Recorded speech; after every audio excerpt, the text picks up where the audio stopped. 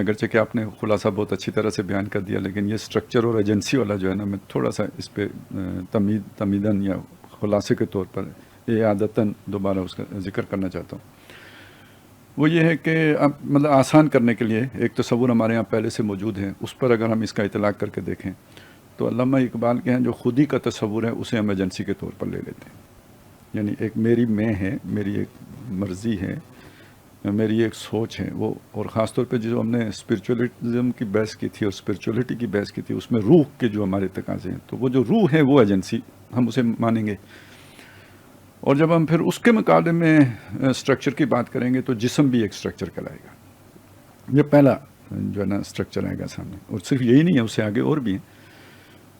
تو اب آپ اگر صرف ان دونوں کے درمیانی جو کانفلکٹ ہے نا اس کو اگر ہم دیکھیں تو دیکھیں روح کو تو کسی ہوا، پانی، خوراک، کسی چیز کی ضرورت نہیں ہے، جبکہ جسم کی یہ ضرورتیں ہیں، اس کی نیڈز ہیں. وہ جو ہم پیچھے سارا ڈسکس کر کے آئے ہیں، ان میں سے کوئی بھی روحانی ضرورت تو تھی نہیں. تو اب ظاہر ہے جب ان کاموں میں آپ پڑھیں گے تو روح تو ان سے خوش نہیں ہوگی، اور نہیں پڑھیں گے تو روح کی یہ سواری ہے، یہ جسم اسی پہ تو روح نے سواری کرنی ہے. تو یہ اگر توانا نہیں ہوگا تو روح کیسے، یعنی اس کی ایگزسٹنس کیسے ہوگی پھر اس سواری کے بغیر. تو اس چیز کو اگر ہم سامنے رکھیں تو یہ ایک مطلب اس کے بغیر گزارا بھی نہیں، اور اس کے اندر ایک کانفلکٹ بھی بالکل گدا ہوا ہے اس کے ساتھ ہی.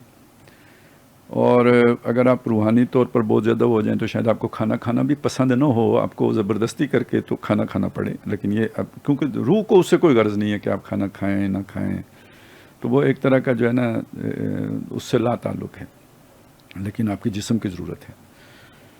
اب آپ اس سے سمجھ لیں کہ کانفلکٹ تو ہے، اس سے مفر نہیں ہے، بھاگا نہیں جاتا.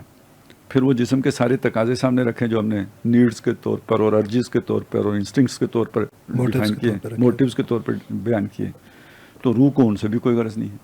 تو کسی نے اسی لیے تو مطلب تنگ آ کے کہا تھا نا کہ درمیان قہر دریا تختہ بندم کردہ ہی و باز میں گوئی دامن ترما کن ہوشیار باش.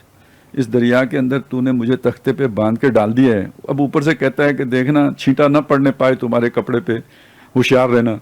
تو یہ یعنی اصل میں چھینٹا تو پڑے گا لیکن پسند نہ کرو اسے. تو ایک کانفلکٹ تو یہیں سے جنم لے گا.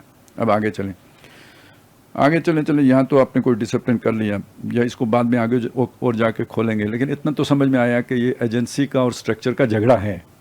اس سے انکار نہیں کیا جا سکتا اور بھاگا نہیں جا سکتا اور آزاد نہیں ہوا جا سکتا.